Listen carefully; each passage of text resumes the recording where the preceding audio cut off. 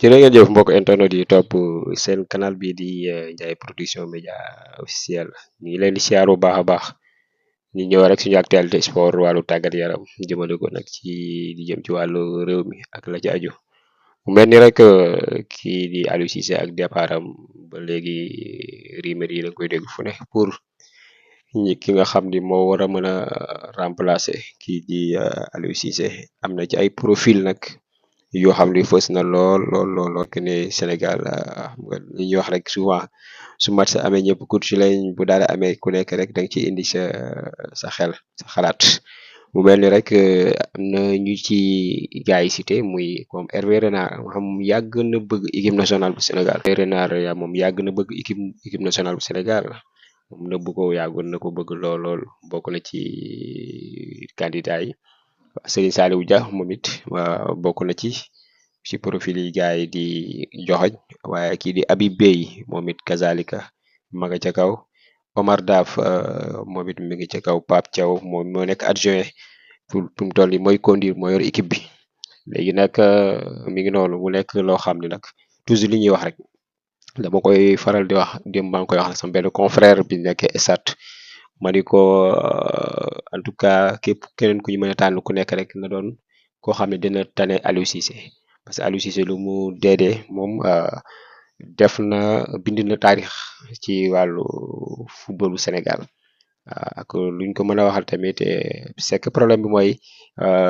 fi mu defee erreur mooy ba mu jëlee coupe bi rek la waroon a arrêté bi contrat am jeexee wul woon sax jéem a bëggaat wul woon sax jéem a bëggaat pour yor équipe bi parce que boo defee lépp rek xam nga Afrique lañ ne surtout Sénégal des fois am ñoo xam ne ñu gaaw a fàtte comme bi mu demee ba nga xam ni jëloon na coupe d'Afrique bi en 2021 mënoon na jaari foofu ci porte bu keroog maa ngi dégg rek grand monsieur Laye Diaw di ko wax xëy na mënoon na jaar ci beneen porte boo xam ni booba porte bu nice bu baax lay doon ndax booba jël na loo xam ni moo doon rêve Sénégalais yëpp ndeysaan nga xam ni ñaata grand jour ñu fi jaar nekkoon seen rêve ndeysaan dem si yàlla si Pape Bouba Diop defoon na lu nekk équipe bi bu sañoon fekkee ko yu bari ci ay ndaanaan yu fi jaaroon doon rêve pour jël coupe d'Afrique mu ñëw jëlal ñu ko ngarama Aliou Cissé gàcce ngarama Aliou Cissé mel ni kon en tout cas buñ fi tegaat kenn na nekk ku ko tane buñ fi tegaat kenn na nekk ku ko tane parce que tamit surtout nag am na ñoo xam ne ñu ngi naan tout sauf tubaab xam nga Sénégal moom dafa neex yenn gars yi moom des fois ñu dugal ci comédie nee ñu tout sauf tubaab en tout cas Habib Beye daal pour l'instant moo ne ci kaw moo ne ci bopp bi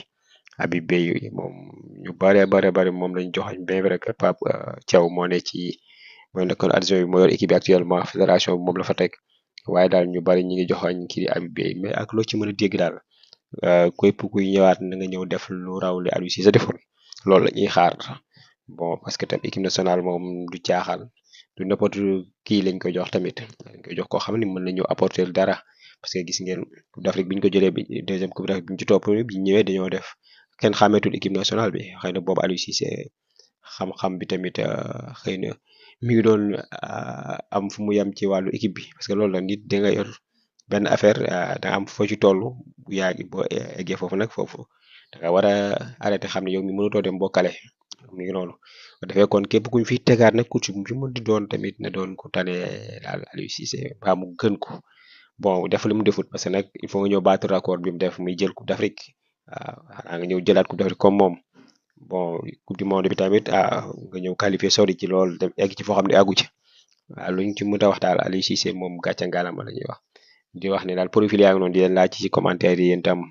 seen xalaat rek kan ngeen yaakaar ni kii buñ ko joxee équipe bi daal dina ko yor bu mucc ayib ci profil yooyu ngeen di seen noonu